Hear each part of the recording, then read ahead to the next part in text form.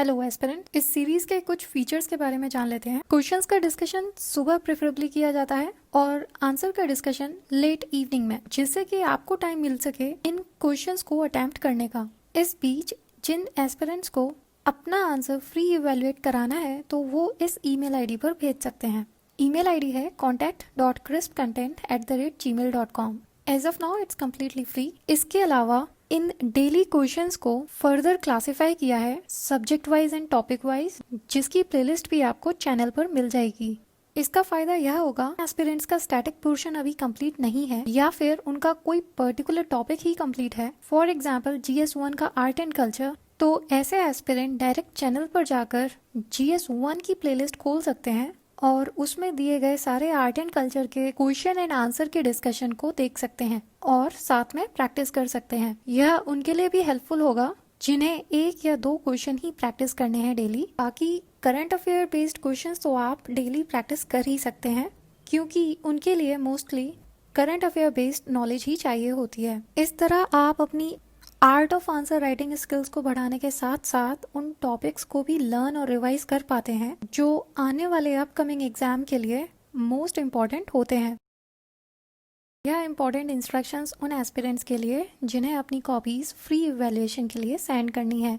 Please सबसे पहली बात, एक फाइल में एक ही आंसर को भेजें, वरना जितने आंसर्स होंगे उस पर्टिकुलर फाइल को रिवर्ट बैक करने में उतना ही टाइम लगेगा। अपनी फाइल का फॉर्मेट PDF ही रखें, जिससे कि एनोटेशन मतलब रिमार्क्स लिखने में आसानी हो, और अपने क्वेश्चन और आंसर के अलावा कुछ भी ना लिखें, ना ईमेल आईडी, ना नाम, ना सब्जेक्ट, क्योंकि जितनी क्लियर कॉपी होगी उतना ज़्यादा स्पेस मिलेगा रिमार्क्स लिखने के लिए। नॉर्मल सर्कमस्टांसेस में आपको आपकी कॉपी इवेलुएट होकर 2 से 3 दिन में मिल सकती है, पर कभी कभी कॉपीज़ का फ्लो बहुत ज़्यादा होता है, इसलिए 5 से 7 दिन का भी समय लग सकता है। And sincere apologies to those students जो हिंदी फॉर्मल लैंग्वेज में अपनी कॉपीज़ को इवेलुएट कराना चाहते हैं, और वो स्टूडेंट्स जो अपनी ऑप्शनल सब्जेक्ट्स की कॉपीज़ को इवेलुएट कराना चाहते हैं। फिलहाल यह अभी पॉसिबल नहीं है, maybe in near future if it get possible we will let you know. Lastly, Crisp Content से कनेक्ट होने के लिए आप टेलीग्राम चैनल को ज्वाइन कर सकते हैं, जिसमें रियल टाइम PDF लिंक्स को शेयर किया जा सकता है, और आप इस वेबसाइट को भी विजिट कर सकते हैं। इसके अपने फीचर्स हैं, फॉर एग्जाम्पल क्वेश्चंस को subject wise, topic wise, syllabus wise हर तरह के क्लासिफिकेशन से आप रीड कर पाएंगे। फिलहाल अभी ये ग्रेजुअली अपडेट होती है, फ्यूचर में इसकी स्पीड और तेज हो जाएगी अपडेट होने की। बात करते हैं किसी भी आंसर को किस तरह से अटेम्प्ट करना चाहिए। वैसे तो हर किसी का अपना अपना तरीका होता है आंसर को अप्रोच करने का, लेकिन हम यहाँ पर एक बेसिक अप्रोच को यूज़ करेंगे जो ऑलमोस्ट सभी के लिए सुइटेबल हो और सबसे ज़्यादा इफेक्टिव हो। हमारी बेसिक अप्रोच कहती है कि सबसे पहले क्वेश्चन के कंटेक्स्ट को समझना चाहिए। कंटेक्स्ट मतलब वह ब्रॉड एरिया, वह ब्रॉड थीम जिसके ऊपर यह क्वेश्चन बेस्ड होते हैं। इसको सिंपल एग्जाम्पल से समझते हैं। मान लीजिए मैंने आपसे कहा कि एक्सप्लेन काउ, तो आप जिस एरिया में सोचेंगे वह काउ होगा, आप किसी और जानवर के बारे में नहीं सोचेंगे, राइट। यहाँ तक तो हमें पता चल गया कि हमें किसी दूसरे जानवर के बारे में नहीं सोचना है, लेकिन काउ के बारे में भी क्या सोचना है, अभी भी कंटेक्स्ट पूरा क्लियर नहीं है। इसलिए क्वेश्चन के पूरे कंटेक्स्ट को समझने के लिए हम उसके कीवर्ड को भी देखते हैं। क्वेश्चन के कंटेक्स्ट को पूरी तरह से समझने के लिए हम उसके डायरेक्टिव वर्ड को भी देखते हैं। डायरेक्टिव वर्ड्स वो वर्ड्स होते हैं जो उस टॉपिक के अंदर भी किस डायरेक्शन में सोचना है उसके लिए गाइड करते हैं। जैसे कि हमने एग्जाम्पल लिया था एक्सप्लेन काउ, इसके अंदर जो डायरेक्टिव वर्ड है वो है एक्सप्लेन। उसके अकॉर्डिंग हम काउ के बारे में उसके फीचर्स बता सकते हैं कि काउ के 4 पैर होते हैं, एक पूंछ होती है। लेकिन वहीं अगर हमने डायरेक्टिव वर्ड क्रिटिकली एनालाइज लगा दिया तो हम सेम टॉपिक काउ के बारे में ही डिफरेंट डायरेक्शन में सोचेंगे, मतलब काउ के एडवांटेजेस या डिसएडवांटेजेस। और इस तरह से आपने देखा कि एक ही थीम होने के बावजूद 2 डिफरेंट डायरेक्शन से हमने सोचा, और इस तरह से आप क्वेश्चन के पूरे कंटेक्स्ट को समझ पाते हैं। एक बार कंटेक्स्ट को समझ लिया, फिर हम अपने नेक्स्ट स्टेप पर आते हैं, जो है कंटेंट को गैदर करना। क्वेश्चन की अंडरस्टैंडिंग के बाद जो भी रिलेटेड मैटर हमें मिलता है उसे हम गैदर करने की कोशिश करते हैं। कोई भी रिलेटेड एग्जाम्पल, डेफिनेशन, स्टैट्स या फिगर्स, उन्हें हम या तो अपने दिमाग में रखने की कोशिश करेंगे या फिर उनके रफ पॉइंट्स बनाकर रफ पेज पे लिख देंगे। क्योंकि एक बार कंटेक्स्ट समझने के बाद हमारा दिमाग सभी डायरेक्शन से उससे रिलेटेड कंटेंट को गैदर करने की कोशिश करता है, और ये इन्फॉर्मेशन रॉ होती है, अनफिल्टर्ड होती है, और ऐसा भी हो सकता है कि वो टोटली रिलेटेड हमारे क्वेश्चन की डिमांड से ना भी हो। और अगर आपने उसे डायरेक्टली अपने पेपर पे लिख दिया तो हो सकता है कि आप क्वेश्चन की डिमांड से डिविएट हो जाएं, और फिर आपको मार्क्स भी अकॉर्डिंगली मिलेंगे। इसलिए उस रॉ इन्फॉर्मेशन को अच्छे से प्रेजेंट करने के लिए हम लास्ट स्टेप पर आते हैं, स्ट्रक्चर।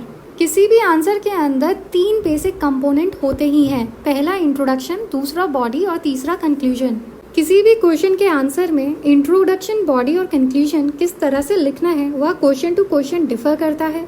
जिस तरह का क्वेश्चन होता है उसी तरीके से हम लिखते हैं तीनों कंपोनेंट। दूसरा आपकी नॉलेज पर डिपेंड करेगा। जितनी ज़्यादा नॉलेज होगी, रिफाइंड नॉलेज होगी, उतना रेलेवेंट इंफॉर्मेशन नॉलेज आंसर्स के अंदर लिखी जा सकती है। और फाइनली आपके एक्सपीरियंस पर डिपेंड करेगा कि आपने कितनी प्रैक्टिस करी है, जिसकी वजह से आप क्विकली क्वेश्चन की डिमांड को समझ पाते हैं और उतना ही जल्दी उसे लिख पाते हैं।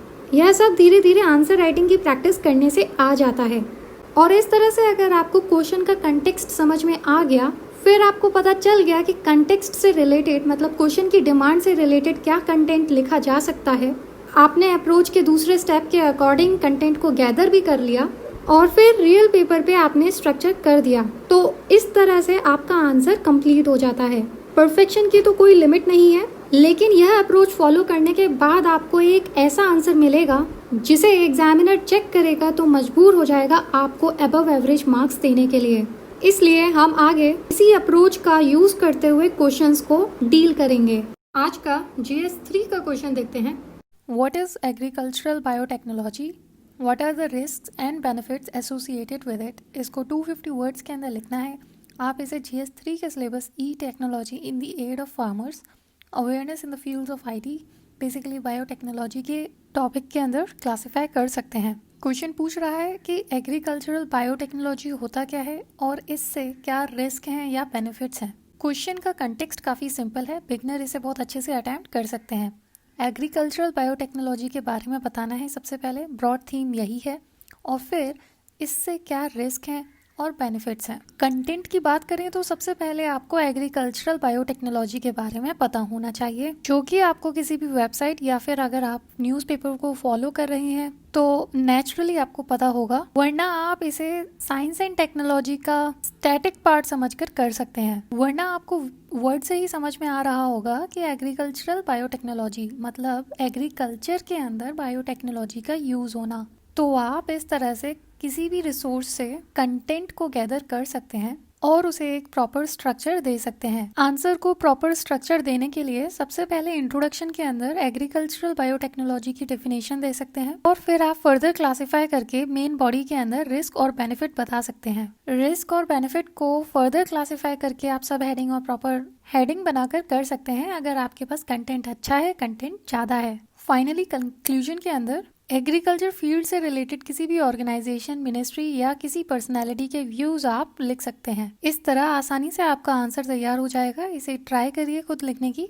ये क्वेश्चन भी GS 3 स्पेस एंड टेक्नोलॉजी से लिया है। What do you understand by the term space debris? Do you think mission Shakti of India is against the ethos of space ethics? इसे 250 वर्ड्स के अंदर लिखना है। आप इसे GS 3 के syllabus development and their application and effects in everyday life मतलब science and technology और achievements of Indians in science and technology के अंदर क्लासिफाई कर सकते हैं। ये मिशन शक्ति बहुत इंपॉर्टेंट इवेंट रहा है लास्ट ईयर, और वैसे भी देखा जाता है जनरल ट्रेंड यही है कि साइंस एंड टेक्नोलॉजी के क्वेश्चन पिछले लास्ट ईयर के अंदर से लिए जाते हैं और कभी कभी 1 साल से पहले के भी ले लिए जाते हैं।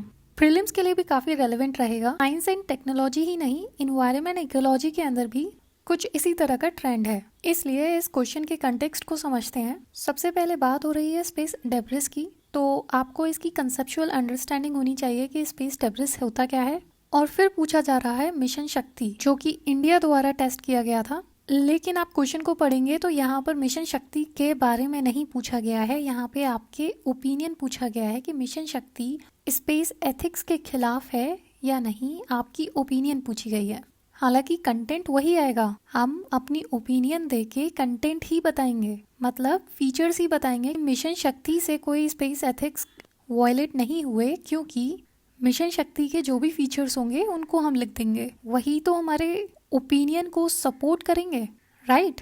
इस तरह आपने देखा कंटेंट वही होता है, हम बस थोड़ा आर्टिकुलेट करके लिखते हैं, इसलिए इसे खुद ट्राई करिए लिखना। सबसे पहले इंट्रोडक्शन के अंदर आप अच्छे से स्पेस डेब्रिस की डेफिनेशन दे सकते हैं, फिर मेन बॉडी के अंदर मिशन शक्ति के बारे में जो ओपिनियन पूछी है वो बताकर अपने सपोर्टिंग आर्ग्यूमेंट्स लिखेंगे, एंड देन फाइनली कंक्लूजन के अंदर इंडिया का क्या स्टैंड है इस टॉपिक के रिगार्डिंग आप उसे कोट करके आंसर को कंप्लीट कर सकते हैं। इसे ट्राई करिए लिखना, एटलीस्ट पिछले साल का एक टॉपिक साइंस एंड टेक्नोलॉजी का आपका रिवाइज भी हो जाएगा। फाइनली बात करते हैं कि ऐसा कौन सा एक्स फैक्टर होता है ऐसे कैंडिडेट के बीच जिसकी नॉलेज टॉपर की नॉलेज के इक्वली होती है, पर फिर भी उसे टॉपर से कम मार्क्स मिलते हैं। ऑलमोस्ट किसी भी टॉपर की कॉपी अगर आप उठाएंगे तो उसके अंदर कुछ चीज़ें कॉमन दिखाई पड़ेंगी। पहला, जितना भी पॉसिबल हो उतना ये पॉइंट में बनाकर आंसर देते हैं, कीवर्ड्स के नीचे अंडरलाइन करते हैं जिससे कि एग्जामिनर की अटेंशन डायरेक्टली उन कीवर्ड्स पे जाए। तीसरा, आंसर के अंदर विजिबिलिटी बनी रहे उसके लिए शॉर्ट पैराग्राफ्स बनाते हैं 5 to 6 लाइंस के। डिपेंड्स ऑन इंडिविजुअल हैंडराइटिंग, जितना पॉसिबल हो वहाँ पे फ्लो चार्ट्स, डायग्राम, मैप लगाने की कोशिश करते हैं और इस तरह से एक एक्स फैक्टर आंसर के अंदर आ जाता है और उनकी कॉपी दूसरों की कॉपी से अलग दिखाई पड़ती है। आप भी इन बातों का ध्यान रखिए, डेली आंसर राइटिंग करते रहिए जिससे कि ये सारी चीज़ें आपकी आदत में आ जाए। इतना ही इस वीडियो में। Keep writing, all the best, see you in the next video.